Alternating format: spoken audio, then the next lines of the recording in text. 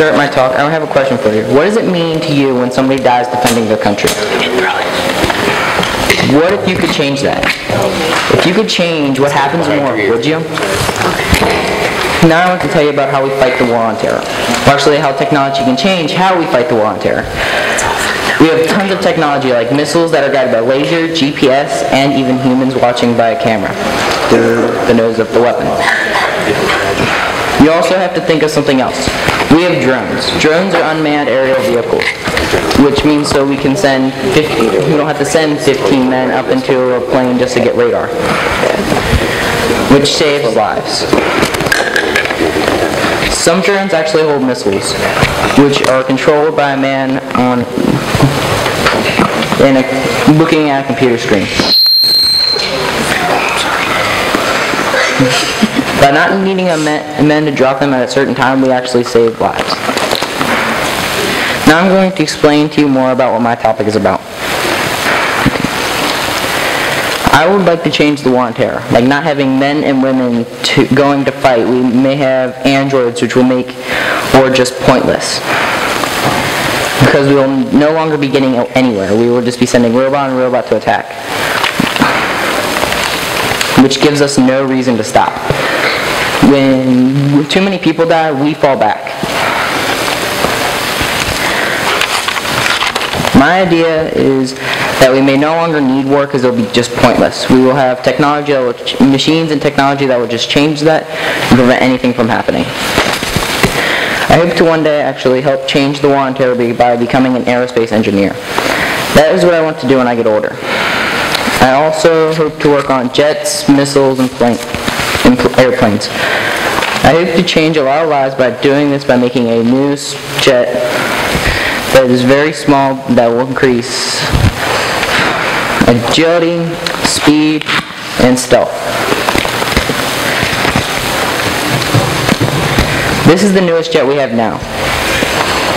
It is called an F-22 Raptor. This jet goes 1,300 miles per hour.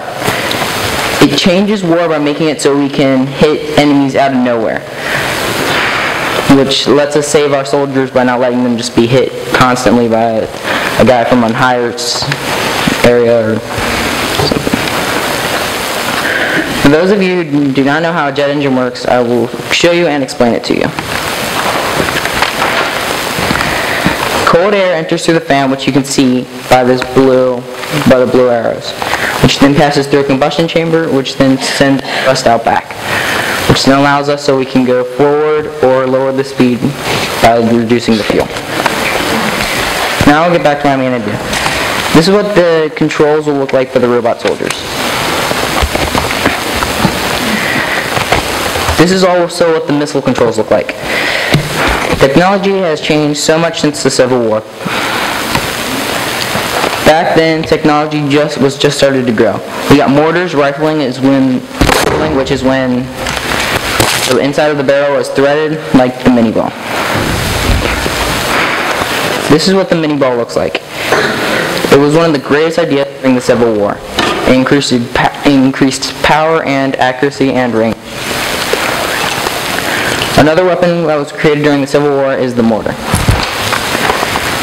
The mortar made it so we can hit enemies from an aerial attack, which makes it so we can hit more enemies and get more range. Now I'm going to get back to that later. Right now I have a question for you. These are some pictures of the Civil War. Get a good look at them? Okay. Now I'm going to show you a picture of war today. Any differences? This is not really what happens right now. We still fight it with soldiers and jets and planes. I'm willing to get back to the Civil War. The Civil War showed that tactics were as important as soldiers. Also showed what technology and war could do. That was the war with the most deaths ever. And the wars after that became less deadly. It was because technology made them less deadly. We got planes, jets, and tanks. We made it so we could do more damage to the other army faster, which caused less deaths. So with technology came less deaths. This is the picture of what I hope to happen one day. We will no longer have wars because as technology grows less of a threat, the U.S. military has always been ahead in war technology. So it may always be ahead, which could change the way we fight wars.